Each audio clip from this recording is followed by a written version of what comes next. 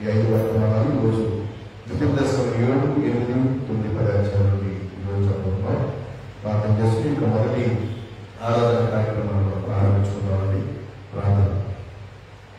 మహోన్నతుడు మహాగరుడు పరిశుద్ధుడు మా తండ్రి, మీ పరిశుద్ధమైన ఘనమైన ఉన్నతమైన నామములకు వేలాది వందనాలు స్తోత్రాలు స్తుతులు తీసుకొచ్చున్నాం. మా తండ్రి, మీ మహాత్మకమైన మీ దేవతకి గడిచిన వాళ్ళంతా మీ పాటగా మీ భద్రత మా అందరి నుంచి నడిపించడానికి పొందాలి. గడిచిన వాళ్ళంతా మా పరిపాలనలో మా ప్రయాణాల్లో అన్ని విషయంలో మాత్రం మాకు తోడుగా ఉండి మమ్మల్ని సజీవంగా ఉంచాలని మీకు పొందాలి. ఇది మాకు కుమారుని సూచిస్తూ మా పాటను బట్టి మా ప్రాణము బట్టి మా దోషము బట్టి కలవలసిందో మాకు ఆయన మరణించి సమాధి చేయబడి 3వ దినం మాత్రం ఆయన తిరిగి వచ్చి ఆయన మరణాన్ని చేయించిన దాన్ని స్తోత్రాలు. మా తల్లికి పునరుద్ధారణ మాత్రమే సంఘముగా కూడి మమ్మల్ని సూచిస్తుండగా ఘనపరుస్తుండగా మహిమపరుస్తుండగా ఆరాధిస్తుండగా జరుగుతున్న ఆరాధన కార్యక్రమాలకు మీరు జయకరించండి. ఈ తర్వాత జరుగుతున్న ఈ 5 ఆరాధనలో మా తండ్రి మీ అతన్ని మాకు తోడుగా ఉండి సమస్తాన్ని మా తండ్రి మీరు క్రమంగా మర్యాద పెట్టవచ్చు ప్రారంభిస్తాం. చివరి దీవించండి. ఎంత పాల్చొని స్వరదించండి. సంఘం ప్రార్థిస్తున్న సంఘ ప్రార్థన దీవించండి. ఇద్దరు వర్తమానాలు ఆత్మీయంగా బలపరచబడి మా జీవులు సంచిస్తున్నట్లుగా మాట్లాడుతున్నట్టుగా సమావేశించండి. మీకు మరణ సమాధి పునః జ్ఞాపకం తీసుకుంటుగా ప్రభుత్వం నడిచించుట్టుగా దేవాలయంతో మేము కానుకలు అర్పించుట్టుగా ఈ కార్యక్రమంలో ఆరోగ్యంతో వరకు క్రమంలో మర్యాదలు జరిగిపోయేసి సమస్త ఘనత మహిమ ప్రభుత్వం మా ప్రభుత్వం ఆకర్షణమైన యేసుక్రీస్తు వారి పరిశుద్ధమైన ఘనమైన అనుభవం ప్రార్థించి కూర్చున్నాం. మా పరమంత్రి ఆమె పాటలో సాగించినట్లయితే పాటలు పాడుతూ దేవుడు వస్తుందాం. అప్పుడుగా ఆరాధనలో కూడా ఆరాధన కార్యక్రమాన్ని ప్రారంభించుకుందాం. గమనిస్తున్న వచ్చి పాటలో సాగించండి. Amen.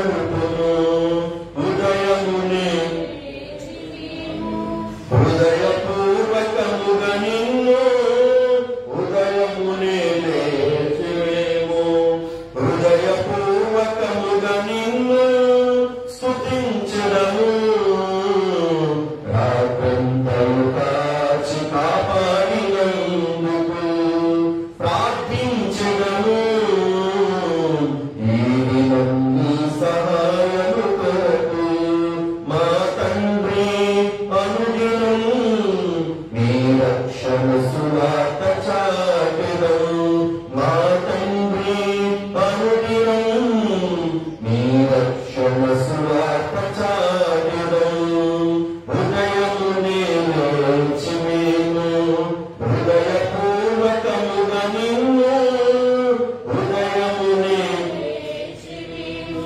చివరిగా రెండవ సాక్షి పాఠము రక్షణ పాఠంలో చివరి సాధించి పాడుదము రక్షణ దుర్గము మన ప్రభువే రాణి కృతజ్ఞత స్తోత్రము రాజు శాంతిని కేవలము సప్రభు నామము కీర్తన సంతోషం చేయుదము రాణి సాయించి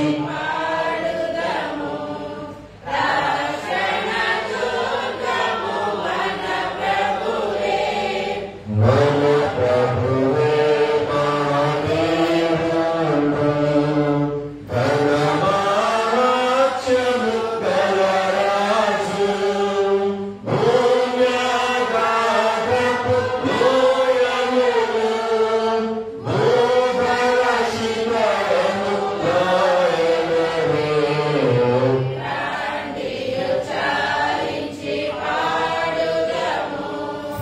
రక్షణ దుర్గము మన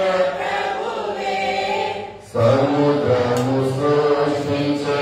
సృష్టించలాయనవే సాక్షుని రాస్తని పూరి చేసెను ఆయన దైవము పాలితుడు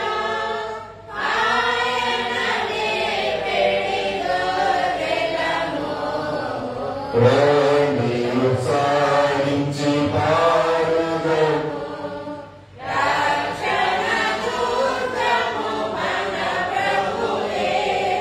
ఆ ప్రభు సన్నిధి మోకరించి ఆయన సన్నిధి ప్రోకెదము ఆయన మాటలు గైకొని నైరవి మనకు నేరగును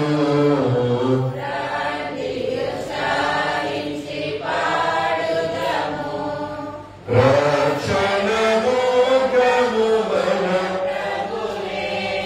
తండ్రి కుమార సుధాత్మకులు దగు స్తుతి మహిమలు కలుగుగాక ఆదిని ఇప్పుడు ఎల్లరకు నైనకు యుగములలో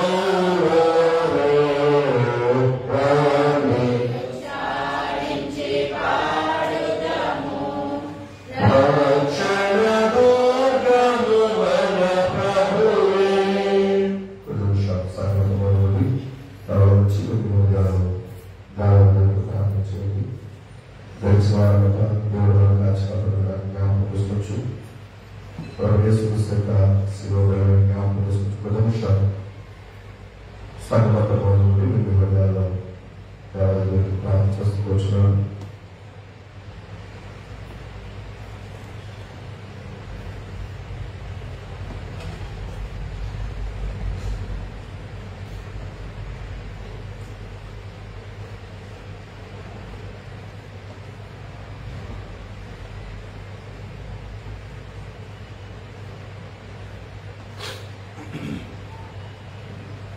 ప్రార్థించుకుందాం. ప్రారంభాస్తులైన మా ప్రియపరుడు తండ్రి, పరిశుద్ధుల దేవ, నీకు కూడా సర్వోన్నత సర్వాధికారి, సకల ఆశీర్వాదముతో కాలంలో తండ్రి, మీ గౌరవానికి శాశ్వతంగా రాబోతూ వివిధ కాలం మొదటి ఆరాధన వరకు ఆత్మకులు సచివకులు ఆలోచనకులు వచ్చిన సంఘటనలు చేసుకుంటాం. ఇంతవరకు తండ్రి పాటలు పాటల వారి మాత్రమే మహిళపరచబడిన అందించడం, పాటలు పాటల భావాన్ని మా హృదయం వాటి ప్రకారంగా మా ఆత్మ జీవితంలో తండ్రి మేము సరి చేసుకోగల సహాయం వచ్చి వేడుకుంటున్నాం. నేను సలహా తండ్రి పెట్టబడి వచ్చినప్పుడు మా హృదయాలు కనిపించండి. సంఘంలో ప్రార్థిస్తున్నా సంఘ ప్రాంతాన్ని అంగీకరించండి. జోడించిన కార్యక్రమంలో మా ప్రభువులు పరిశుద్ధమైన ఘనమైన ఉన్నతున్నా ప్రార్థించి వేడుకుంటున్నాం మా పరమ తండ్రి. ఆమేన్. మన ప్రభువులు శాస్త్రంలో తండ్రి దేవుణ్ణి ఆత్మపూర్వ సత్యతను ఆరాధించడానికి ఈ మొదటి ఆరాధన కార్యక్రమంలో చేరువచ్చిన మీకందరికీ ప్రభువులందరూ నా ప్రత్యేకమైన వందనాలు తెలియజేస్తున్నాను. దేవుడు గడిచిన వారినంతా మనం కాచి కాపాడి అనేకమైన ప్రమాదాల్లో మన ప్రయాణాల్లో అన్ని విషయాలు దేవుడు కోరు కాబట్టి మనం ఇంకా సజీవులతో వచ్చిన దేవుడికి స్తోత్రాలు మనం చెల్లించుకుంటున్నాం. ఈరోజు మనం చదవలసిన అధ్యాయాలు ద్వితీయోపదేశకాలు. గడిచిన వారంతో మనము సంఖ్యాకాండాన్ని మనం పూజ చేసుకున్నాం. 4 పుస్తకాలు మనం పూజ చేసుకున్నాం. 5వ పుస్తకాలు ప్రారంభించాం. మరి ఎంతమందిలో వాక్యాలు చూడాలని తెలియదు. ప్రతిరోజు అనుదిన బైబిల్ పదం అనుదినము ప్రతి తెలుగు చదివేటి ఈ వాక్యాలు ఎంతమంది చూడాలి. ఈరోజు మనం చదవలసిన అధ్యాయాలు ద్వితీయోపదేశకాలను 7, 8, 9, 10 అధ్యాయాలు. అంతేనండి. ఈ అధ్యాయంలో నుండి ఈ రోజున కొన్ని మాటలు మనం విందాం. ఇక్కడ ముందుగా తెలియజేస్తాను. ఇప్పుడు చెప్పబడిన విషయం 7వ అధ్యాయం నుండి ఇజ్రాయెల్ డిస్ట్రాయ్ ద కానానీస్, ఇశ్రాయేలీయులు కనానీయులను హతము చేయాలి అనేది ఈ మొదటి ప్రసంగంగా ఈ మొదటి ఆరంభంలో మనం వినబోతున్నాం. 7వ అధ్యాయం చదువుతాం ఒకసారి. 7వ అధ్యాయం మొదటి వచనం చూద్దాం. 7వ అధ్యాయం. నీవు స్వాధీనపరచుకున్న దేశంలోనికి నీ దేవుడైన యెహోవా నిన్ను చేర్చి బహు జనములను అనగా సంఖ్యకులు బలములకు నిన్ను మించిన హిత్తీయులు, గిర్గాషీయులు, అమోరీయులు, కనానీయులు, పెరిజ్జీయులు, హివ్వీయులు, యెబూసీయులను 7 జనములను నీ ఎదుట నుండి వెళ్ళగొట్టిన తర్వాత ఇక్కడ వచ్చిన మాటలు మనం చూసినప్పుడు 7వ అధ్యాయంలో ప్రారంభంలో 7 జనాంగాల గురించి మాట్లాడుతున్నాడు దేవుడు. జాగ్రత్తగా అంటే ద్వితీయోపదేశం 7వ అధ్యాయంలో భూమి మీద నివసించిన అనేకమైన జనాంగాలు, అనేకమైన జాతుల్లో 7 జనాంగాలు. అందులో మనం చూసినప్పుడు హిత్తీయులు అన్నాడు. ఎవరైనా వాళ్ళు హిత్తీయులు, హిత్తైట్స్ అంటున్నారు ఇంగ్లీష్లో. హిత్తీయులు, గిర్గాషీయులు, అమోరీయులు, కనానీయులు, పెరిజ్జీయులు, హివ్వీయులు, యెబూసీయులు 7 జనములు. అంటే ఇవి ప్రాంతాల పేర్లు. కొత్తపేట వారు, అమలాపురం వారు, రాజమండ్రి వారు, మనకు అర్థం వారు, కాకినాడ వారు, ఇలా అంటే ఒక్కొక్క ప్రాంతాలను పెట్టి ఆ ప్రాంతానికి ఆ పేర్లు, ఆ ప్రాంతంలో నివసించే వ్యక్తులకు ఆ పేర్లు ఎక్కడి నుంచి వచ్చాడో కొత్తపేట నుంచి, ఎక్కడి నుంచి వచ్చాడో అమలాపురం నుంచి. ఇప్పుడు 7వ అధ్యాయంలో మనం చూస్తే 7 జనాంగాల గురించి దేవుడు మాట్లాడుతూ ఆ 7 జనాంగాల్ని వెళ్ళగొట్టాను అనే మాట మనం చూస్తాం. పాలుదలు ప్రవహించే దేశమైన కనాను దేశంలో ఈ జనాంగాలు నివసించిన సందర్భాన్ని మనం చూస్తూ దేవుడు ఆ జనాంగాన్ని వెళ్ళగొట్టి తన ప్రజలైన వారిని తన ప్రజలైన వారిని ఆ దేశంలో వండించిన సందర్భాన్ని మనం దేవుడి గమనంలో మనం చూస్తాం. అయితే ఇంతకుముందు మీకు చెప్పిన ప్రకారంగా ఈ మొదటి అంశం ఏంటంటే ఇజ్రాయెల్ డిస్ట్రాయ్ ద కానానైట్స్ అన్నాడు. అందులో ప్రధానంగా కనానీయులు అనబడుతున్న వారిని గురించి మాట్లాడుతూ నువ్వు ఇశ్రాయేలు ప్రజలు నీవు అని చూడండి 2వ వచనం 7వ వచనం నీ దేవుడైన యెహోవా వారిని నీకు అప్పగించినప్పుడు నీవు వారిని జాగ్రత్తగా పిలిస్తే అక్కడ కొన్ని విషయాలు అక్కడ తెలియజేస్తున్నారు. ఏమంటుందంటే మొదటిగా నీవు వారిని హతము చేయవలను. ఏం చేయాలంటే వారిని అలాగే నువ్వు ఆ దేశంలోకి వెళ్ళిన తర్వాత వారిని హతము చేయి. రెండవదిగా చూస్తే వారిని నిర్మూలన చేయమన్నారు. వారిని ఏం చేయమన్నాడు ఆయన? నిర్మూలన చేయమన్నారు. హతము చేయడము, నిర్మూలన చేయడం ఉన్న వ్యత్యాసం మనకు గమనిద్దాం. ఇక మూడవదిగా వారితో ఏం చేయవద్దట?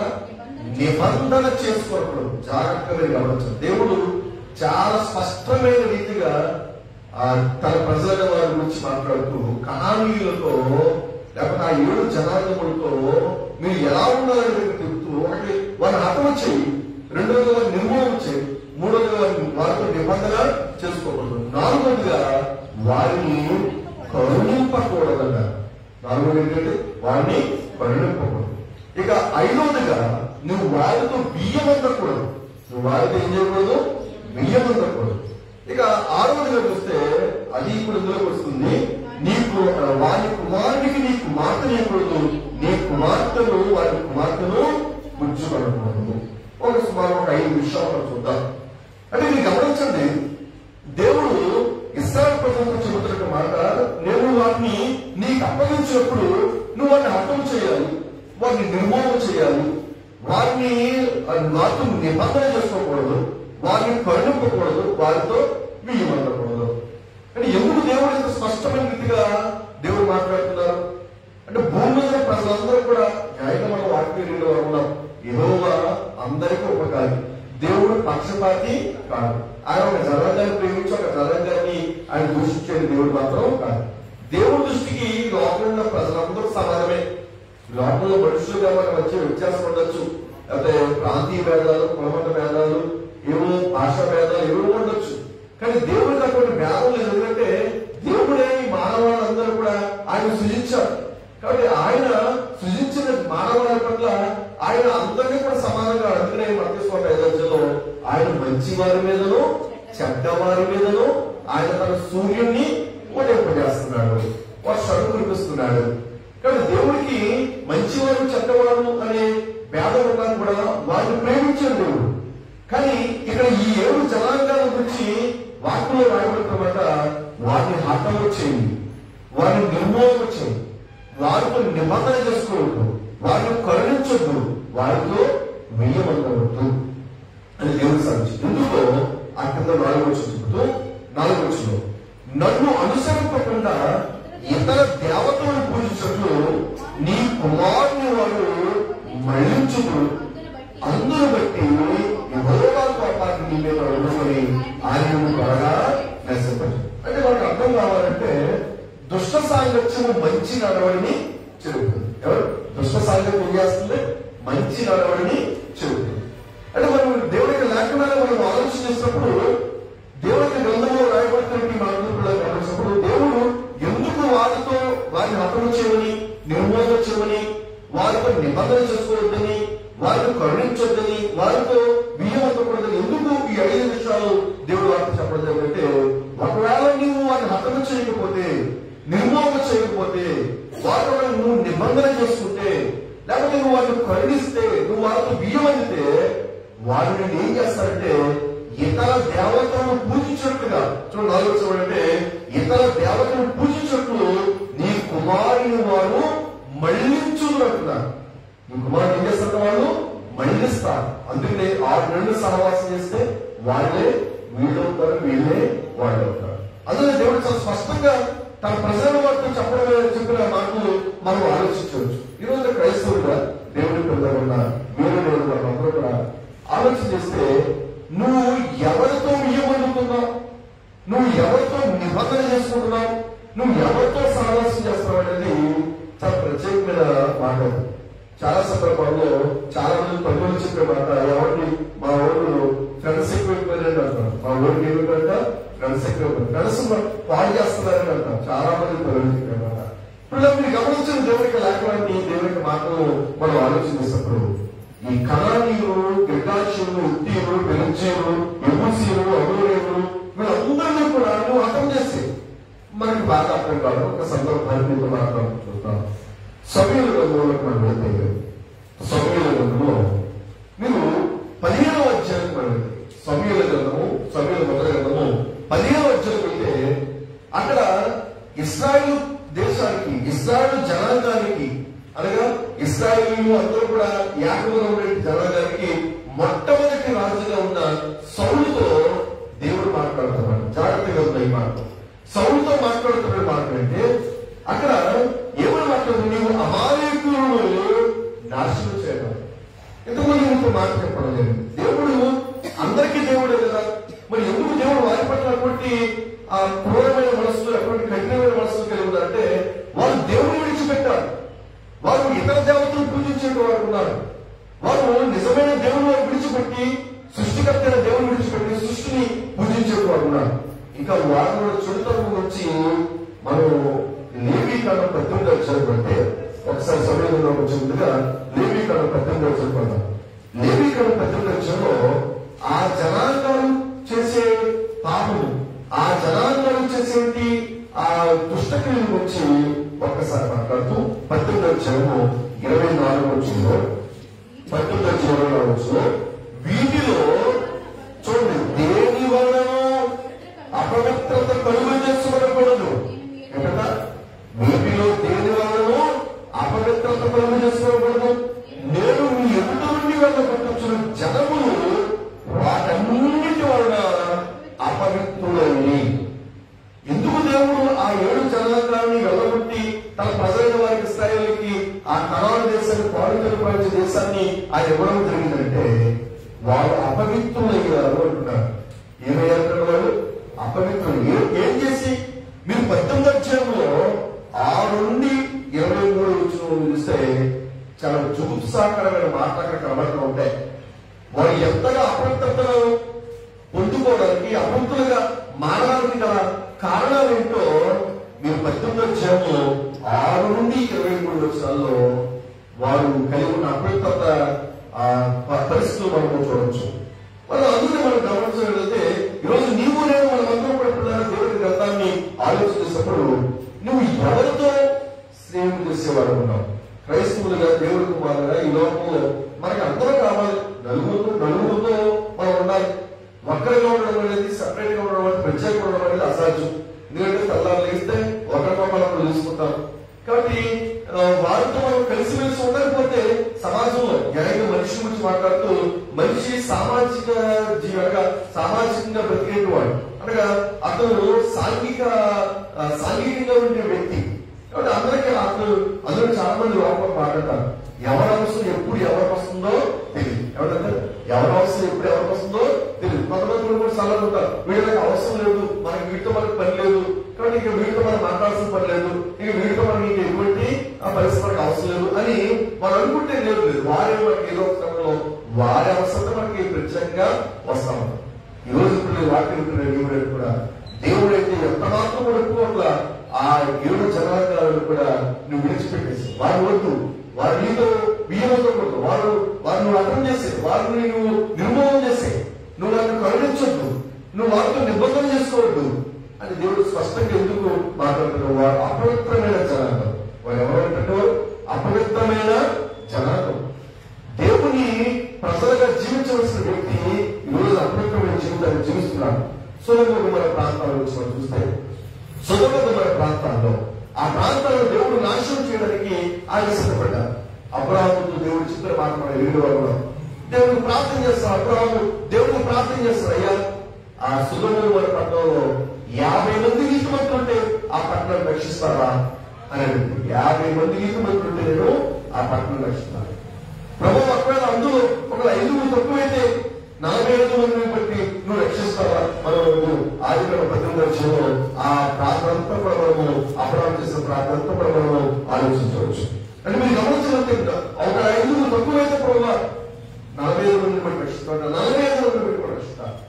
చివరికి మనం ఎన్నో 30 మంది, 20 మంది, 10 మంది.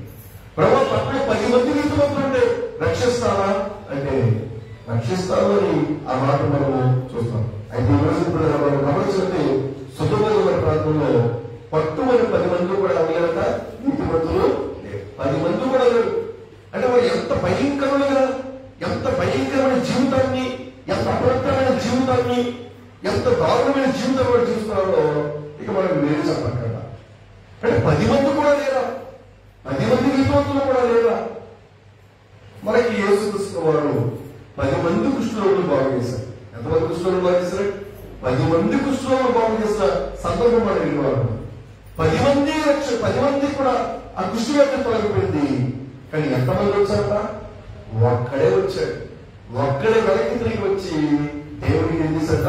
కృతజ్ఞతలు చెల్లించాడు. అంటే మీరు గమనించండి, అందుకే ప్రభు చెప్తున్న మత్తయి ఇరుకు మార్గంలో ప్రవేశించుడి, నాశుడు ద్వారము వెడల్పును ఆ దారి విశాలములై ఉన్నదన్నారు. నాశనానికి పోయే వాళ్ళు చాలా మంది ఉంటారు, కానీ జీవములకు పోయే ద్వారములో కొద్ది మందే ప్రవేశిస్తారు.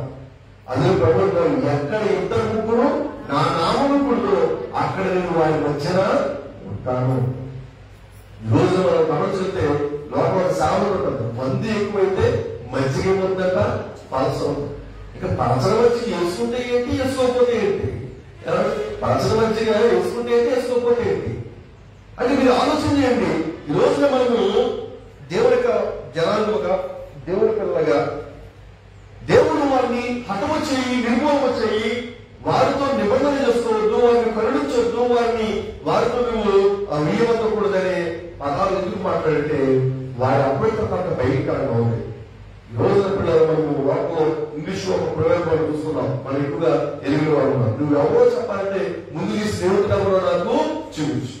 నీ స్నేహితుడు బట్టినప్పుడు నువ్వేంటో నేను చెబుతాను. అంటే మన స్నేహితుడు త్రాగుబోతు, మన స్నేహితుడు తిరుగుబోతు, మన స్నేహితుడు ఒకవేళ ఇంకా వేరే భయంకర పరిస్థితున్నాడు. అటువంటి వాళ్ళతో స్నేహం చేస్తే నీవు కూడా అటువంటి గుణాలే కలిగి.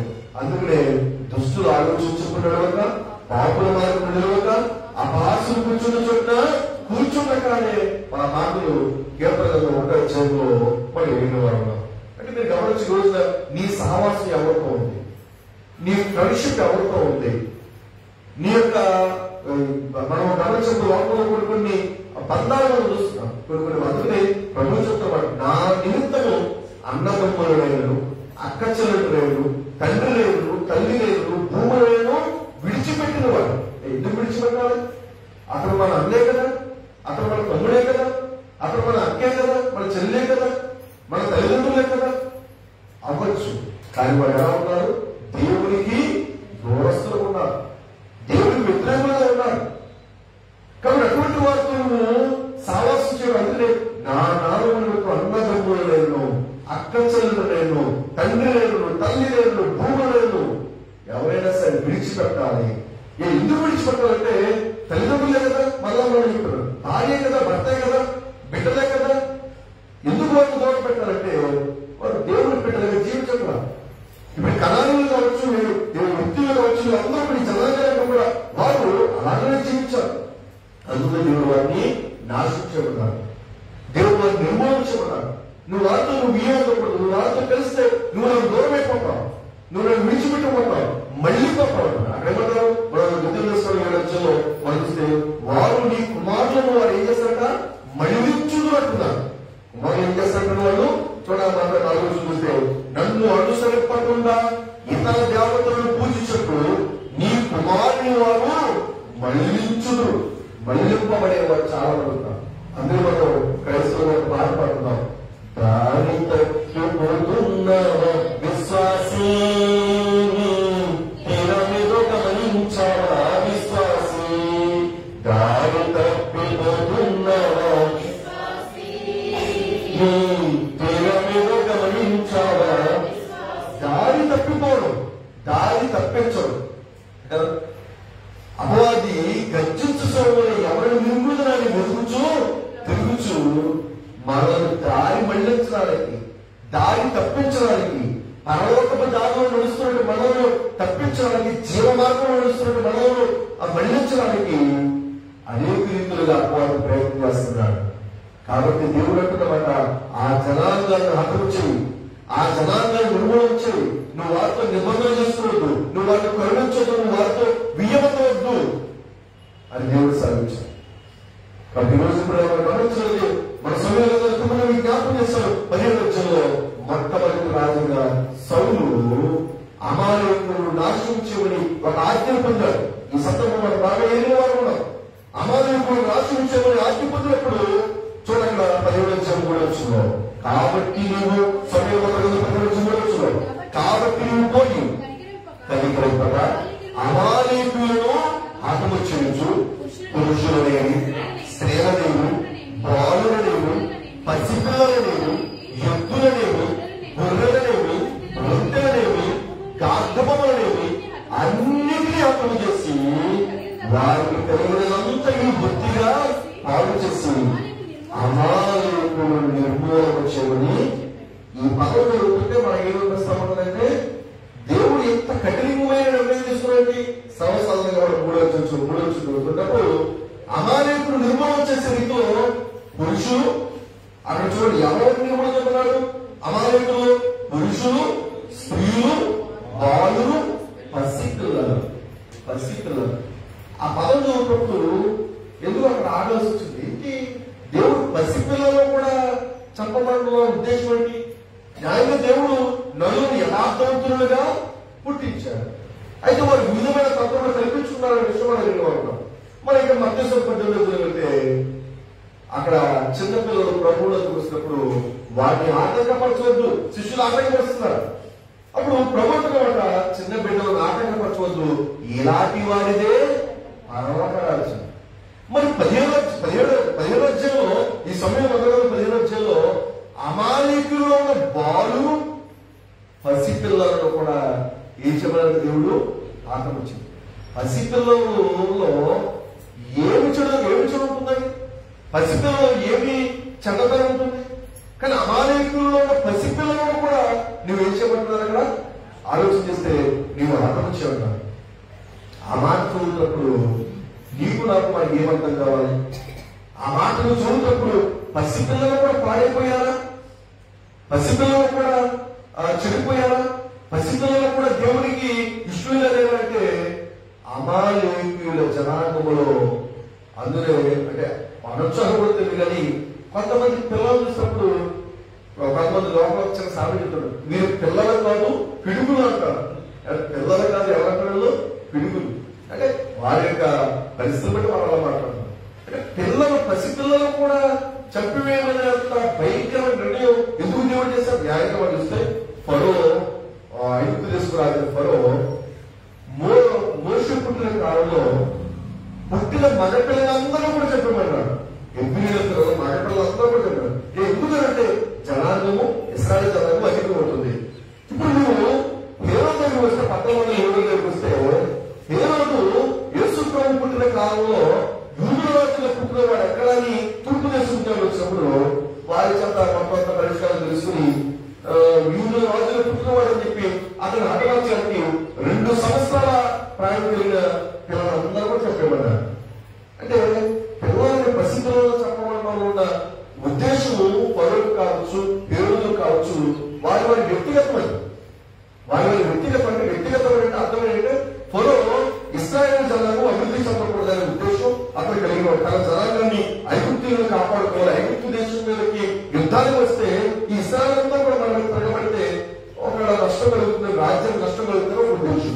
హేరోదు ఎందుకు చంపబడి పసిపిల్లలు సైతం 2 సంవత్సరాల పసిపిల్లల్ని ఎందుకు చంపబడి హేరోదు? ఇదిగో రాజుగా పుట్టాడట, నేనే రాజుగా ఉండాలి కాబట్టి ఆ రాజుగా పుట్టినటువంటి వాడిని చంపేస్తే ఎప్పటికీ నేను రాజుగా ఉంటానని ఒక స్వార్థ బుద్ధి అంతా కలిగిన. మరి దేవుడు ఎందుకు అమాయకులు ఉన్న పసిపిల్లలను కూడా చంపమన్నారు? బాలుడేమి పసిపిల్లలేమి, ఇక మీరు చూస్తే ఎద్దులనేమి, ఎద్దులు, తర్వాత గొర్రెలు, ఒంటెలు, దార్తములు అన్నిటినీ చెప్పమన్నారు.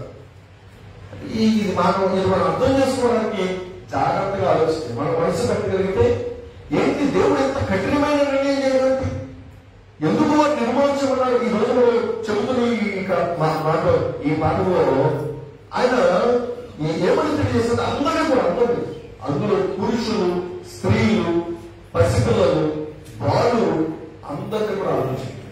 అంటే మీరు ఆలోచిస్తే మోషే అతను బాలుగా ఉన్నాడు, పసిపిల్లవాడుగా ఉన్నాడు. 3 నెలలు దాచింది అతని తల్లి. ఇక దాయిలోకి పోయింది. అతను ఒక జమ్ము బిడ్డలో తీసుకుని 6 నెలలలో వేయడం జరిగింది. మన ఎరిగిన వారు. ఆ తర్వాత మోషే తన తల్లిని ఎగుబడి ద్వారానే అతను పాలించడం జరుగుతుంది. అనగా ఐగుప్తు రాజు ఫరో కుమార్తె ఆ జమ్ము బిడ్డను చూస్తుంది, తీసుకుని వచ్చింది. కుమారుడు చూస్తే సుందరంగా ఉన్నాడు, అతనికి మోషేని పేరు పెట్టింది. నీటిలో తీయబడ్డాడు కాబట్టి మోషేని పేరు పెట్టింది. కాబట్టి మోషేని పేరు పెట్టి అతను తన కుమారుడుగా చేసుకుంది. అయితే అతను పాలించి పెంచడానికి హెబ్రీయుల స్త్రీ ఒకటని పిలుచుకున్నప్పుడు తన అక్కయ్య మిరియాము వెళ్ళి తన తల్లినే తీసుకొచ్చింది. అయితే ఎందుకు ఈ విషయం మీద జ్ఞాపకం చేస్తున్నాడంటే మోషే 3 నెలలు దాచబడ్డాడు. ఆ తర్వాత ఫరో కుమారుడుగా ఉన్నాడు. తన తల్లి అతనికి పాలించి పెంచుతుంది. అయితే ఎబ్రిపత్రికలో రాయడమాట అతడు పెద్దవాడైనప్పుడు, మోషే పెద్దవాడైనప్పుడు ఏం చేశాడంటే, మోషే పెద్దవాడైనప్పుడు ఏం చేశాడ, ఫరో కుమార్తెకు కుమారుడు అనిపించుకుంటూ ఇష్టపడలేదు. ఇశ్రాయేలుతో దేవుని ప్రజలతో సమర్పించడం లేదని యోచించాడు. అంటే వాక్యంలో చూస్తే బాలుడు నడవలసిన త్రోవను వారికి నేర్పుము, వారి పెద్దవాడిని దాన్ని పడటం. అమాలేకులు పసిపిల్లలు సైతం ఎలా ఉన్నారు అంటే ఒక భయంకరమైన విగ్రహాలను చేసేవారు, దేవుడికి వ్యతిరేకులుగా. మనం అయితే క్రైస్తవులుగా మనం చూసినప్పుడు చిన్నపిల్లలు ఉంటారు, వారికి మనం నేర్పుతుంటాం, వారికి వందలు పెట్టు, 5 రోజులు వందలు పెట్టు అని చెప్పేస్తుంటాం. అంటే అది దేవుడికి నియమం, అది దేవుడికి ఉద్దేశం. ఇప్పుడు అమాలేకులు ఏం నేర్పిస్తున్నారు? వారి పిల్లలకి అమాలేకులు నేర్పించే విధానం ఎలా ఉంటుందంటే వాళ్ళు క్రూరత్వాన్ని నేర్పిస్తున్నారు. అందుకు కొంతమంది పిల్లలు పెంచుతున్న తల్లులు మనం చూసినప్పుడు వాళ్ళు ఏమి నేర్పిస్తున్నారు అనేది మనము ఆలోచిస్తే ఒక స్త్రీని గురించి మనము ఈ సమయంలో మనము ఆలోచించాం. దేవతలో ఒక సందర్భాన్ని మనము ఆలోచించవచ్చు. అక్కడ ఒక తల్లి గురించి మాట్లాడుతూ ఆమె ఏమి నేర్పుతుంది అనేది మాట్లాడుతూ 22వ అధ్యాయంలో దేవతల 2వ అధ్యాయంలో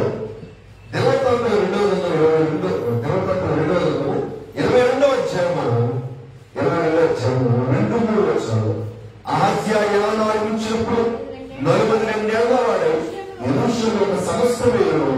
అతని తల్లి ఒమ్రీ కుమార్తె, ఆమె పేరు అతల్య. 3 వచనాలు దుర్మార్గముగా ప్రవర్తించినప్పుడు అతని తల్లి అతనికి నేర్పుచు, దుర్మార్గముగా ప్రవర్తించడం నేర్పుతుందట. ఒక తల్లి అతల్య తన కుమారుడు అహజ్యాకు దుర్మార్గంగా ప్రవర్తించడం నేర్పుతుంది. అంటే అటువంటి పరిస్థితులు అమాలేకులు మితిమీరిపోయారు. అందుకని రాజ్యాల సౌలుతో దేవుడు మాట్లాడుతున్నట్టు అమాలేకులు సమూలంగా నాటి ఎవరు వాళ్ళు ఉన్నారు, పసికలు ఉన్నారు, స్త్రీలు ఉన్నారు, అందరూ అర్థం చేసేది. మరి ఇప్పుడు అందరూ యుద్ధులు ఏం చేస్తాయండి? యుద్ధులు ఏం చేస్తున్నాయి, పశువులు ఏం చేస్తున్నాయి, గొర్రెలు ఏం చేస్తున్నాయి, గాతవాలు ఏం చేస్తున్నాయి అంటే వాటికి సమాధానం మనం చూస్తే ఎవరైతే ఇప్పుడు ఆ కాపరి వేపుతున్నాడో ఆ వేపేటి వాడు సరైన వాడు కాకపోతే అవి కూడా అలాగే పెరుగుతూ ఉంటాయి, పొడిచి ఎద్దులుగా ఉంటాయి. ఏమండి పనిచేసే ఎద్దులు కాకుండా కొంతమంది పోటీలు పెట్టుకుంటారు. ఈ జల్లికట్టు పోటీలు అనేవి తమిళనాడులో ఎక్కువగా మనం చూస్తున్నాం. అవి ఏం జరుగుతారంటే ఒక పోటీని, ఒక పౌరుషాన్ని, లేకపోతే వాటిలో ఒక క్రూరత్వాన్ని కలిగినట్టు పరిస్థితూ పశువులు సైతం వాటిని ఎవరు నేర్చుకుంటారు. కోడి పందాలు మనం చూస్తుంటాం. కోడి ఏం నేర్పుతారు? కోడి అయితే గుడ్డు పెట్టాలి, ముక్కులు కానీ అనాలి, మనకి చికెన్గా ఉపయోగపడాలి. అలా కాకుండా వాటి మధ్య పోటీ పెట్టి, వాటి ఖర్చులు పెట్టి, ఈ సంక్రాంతి పండుగల్లో వాటి మధ్య వైరం పెట్టి, అంటే ఆలోచిస్తే మనిషి నేర్పించిందే న్యాయంగా వారికి అవైతే సహజంగానే చక్కగానే ఉంటాయి. కోడి దెబ్బలాడుకోవడం, లేకపోతే ఇవన్నీ దెబ్బలాడుకోవడం, అది మనుషులో ఉన్న స్వభావాన్ని వాటిని మనం రప్పించాం. అవన్నీ కలిసే ఉంటాయి. చూడండి, కాలు తెలుసుకొని అనుకోండి, మొత్తం కాకులన్నీ కామంటూ అవిసుకుంటాయి. మన మధ్య ఎక్కడ మా జడ్జి జడ్జిని చంపేశారు. ఎక్కడ ఏదో ఊళ్ళో చంపేస్తే చూసాం, ఆ సెల్ ఫోన్ లో వీడియో ఆయన రికార్డ్ చేస్తారు. ఎవరు ఏంటి, మీ పేరేంటి, ఎవరు చెప్పారంటే ఆ పక్క నుంచి ప్రయాణాలు మామూలు జరిగిపోతున్నాయి. పాప అసలు రక్తపొడుతూ అలా పడుకుని ఉన్నాడు. రక్తపొడుతూ అలాగా ప్రాణంలో కొట్టి పెట్టాడుతున్నాడు. వాడికి వైద్యం అందించడానికి ఎవరు పడుతుంది జరుగుతాయి. వాడిని వాట్సాప్ చేసి వాడి మరణబాబు రికార్డు చేసుకున్నారు. అంటే ఎందుకు విషయం అంటే మనిషిలోనే ఇటువంటి క్రూరమైన స్వభావాలు, ఇటువంటి కఠినమైన స్వభావాలు ఉండి వాటిని మనం పెంచుకుంటున్న పెంపుడు మొక్కలకి, జంతువులకి, పక్షులకి వాటిని నేర్పి వాటిని కూడా అలాగే తయారు చేస్తున్నాం. ఇప్పుడు అమాలేకులు చూస్తే సమయం మనం చూస్తే అమాలేకులు ఎంతగా వారు చనిపోయారు. వారు చనిపోవడం మాత్రమే కాదు, వారి పిల్లలను చనిపేశారు, కాబట్టి దేవుడు వారిని సంపూర్ణంగా నిర్మూలించు. దేవుడు నీలో ఉన్న చెడుతనాన్ని ఆయన ఎంతవరకు కూడా ఆయన సహించడు. ఆ చెడుతనాన్ని తీసివేయడానికి నీలో ఉన్న దుష్టత్వాన్ని, క్రూరత్వాన్ని, మూర్ఖత్వాన్ని, ఆ పాప స్వభావాన్ని తొలగించడానికి న్యాయంగా మనం తెలుసుకోవాలి. కొంతమంది అంటారు అసలు మీకు బతకడానికి కేసులో భూమి మీద బతకడానికి అసలు మీకు హక్కు లేదంటారు కొంతమంది. అసలు మీకు భూమి మీద బతకడానికి అసలు మీకు హక్కే లేదంటుంటారు. అని ఎందుకంటే వాళ్ళంతా క్రూరుడు, అయ్యి వాళ్ళంతా చట్టోడు లేడేమో, వాళ్ళంతా ముందువాడు లేడు. అంటే మనుషుల్లోనే వీడు కొంతమంది అంటే ఎలా అంటున్నా వాళ్ళు కొంతమంది వీడు పోతే బాగుంటున్నా ఇక్కడ పరిస్థితుంటారు. ఎందుకు అంత పరిస్థితి అంటే వాళ్ళు చెడుతమంతా దుర్మార్గం, అంత దుర్మార్గమైన జీవితం జీవిస్తున్నాడు, అంతగా వేధిస్తున్నాడు. కాబట్టి చచ్చిపోతే బాగుంటాం, వీడు పోతే బాగుంటుందా బాబు అంటారు. పోతే ఏం బాగోదు, కానీ ఏంటంటే ఆ బాధ పడలేక వాడు పెట్టే టార్చులు, వాడు పెట్టేటి హింస, వాడు కలిగి ఉన్న దుష్టత్వం. ఈరోజు నీ గురించి నా గురించి ఒకవేళ ఆలోచన చేస్తే, పరిశ్రమ చేయడం ఒకవేళ మనం గమనించినప్పుడు మనం అంత దారుణించుంటే అంతటి పరిస్థితుల్లో నువ్వు చనిపోవాల్సిన వాడు కూడా.